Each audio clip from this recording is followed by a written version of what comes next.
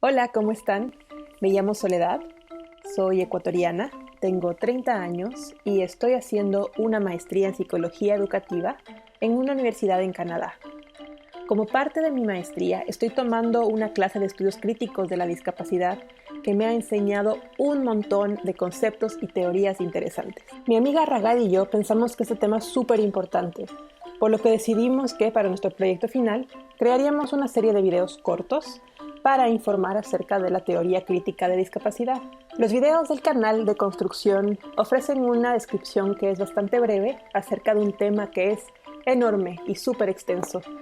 Por eso les recomiendo que exploren otras fuentes de información para que aprendan más al respecto. Hay tanta información interesante y disponible creada por activistas con discapacidad. Algunos links están incluidos en la sección de descripción en la parte de abajo de este video.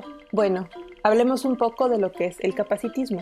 Como se podrán dar cuenta, la palabra capacitismo es similar a otras palabras que utilizamos más comúnmente, como sexismo o racismo. En estos casos, el sufijo ismo se refiere a que estamos hablando de doctrinas, teorías, sistemas o movimientos de carácter político, social, filosófico o religioso. Yendo directo al grano, esta es la definición de capacitismo. El capacitismo es una forma de discriminación o prejuicio social contra las personas con discapacidad. Comprende una serie de actitudes y creencias sesgadas que hacen daño a las personas con discapacidad y crean situaciones de desventaja hacia esta población. Las acciones capacitistas ocurren tanto a nivel individual, como por ejemplo una discriminación directa, como a gran escala, a través de instituciones y sistemas. Podemos pensar que el capacitismo siempre es evidente y decir yo jamás discriminaría a otra persona a propósito. Pero de hecho, al igual que con el racismo y el sexismo, el capacitismo puede presentarse de maneras menos evidentes y quizá no nos demos cuenta de que estamos teniendo acciones capacitistas. Algunas formas evidentes de capacitismo pueden ser insultar a una persona utilizando su discapacidad o no abrir ciertas posiciones de trabajo para personas con discapacidad. No obstante, como ya se los mencioné, existen algunas formas menos evidentes de capacitismo. A continuación les voy a dar algunos ejemplos en forma de pregunta para que puedan reflexionar al respecto. Empecemos con algunas preguntas a nivel individual. ¿Estamos preguntando a las personas con discapacidad lo que quieren o a menudo asumimos lo que necesitan?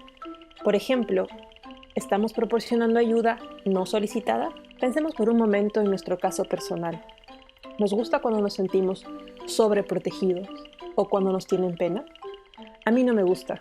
Entonces, ¿por qué tenemos tendencia a sobreproteger a las personas con discapacidad, si es algo que a nosotros no nos gusta?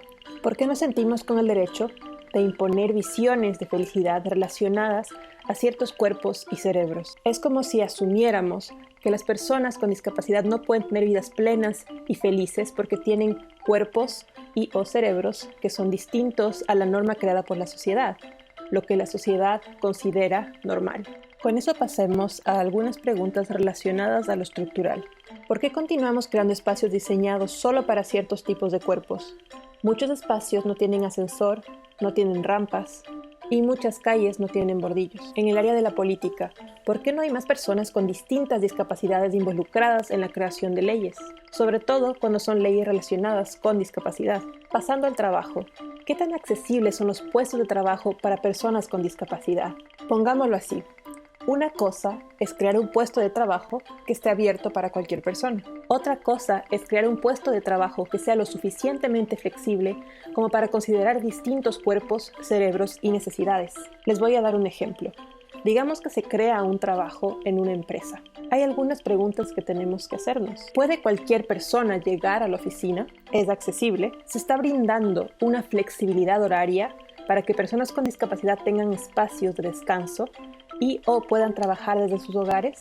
En cuanto al sistema educativo, ¿estamos realmente creando espacios educativos adecuados para cualquier estudiante? Como profesores o profesoras, ¿estamos considerando a los y las diferentes estudiantes cuando diseñamos nuestras lecciones y actividades para la clase? ¿Qué imagen de discapacidad estamos transmitiendo indirectamente a los y las estudiantes? Finalmente, entrando un poco en el área de la salud, ¿por qué utilizamos criterios de diagnóstico tan estrictos para definir quién tiene acceso a apoyo por discapacidad?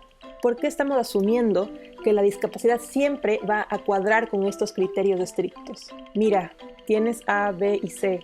pero no cumples con el diagnóstico porque no tienes D, así que no puedes recibir el apoyo que viene con él. Quiero recalcar que esto no lo he vivido en primera persona. Esto es basado en lo que me han dicho y han comentado personas que yo conozco, amigos cercanos que han tenido que pasar por este proceso. Todas estas preguntas están relacionadas con el capacitismo, la imposición de ciertos cuerpos para entender y diseñar el mundo interno y externo. Les invito a que aprendan más sobre este tema y a que reflexionen acerca de sus acciones y también de lo que está pasando a su alrededor. Hagan clic en los links que proporcionamos, ya que esos canales y videos fueron creados o son protagonizados por activistas con discapacidad. Por lo mismo, hallarán narrativas, experiencias personales y un análisis más profundo en temas relacionados con discapacidad. Yo con eso me despido. Gracias.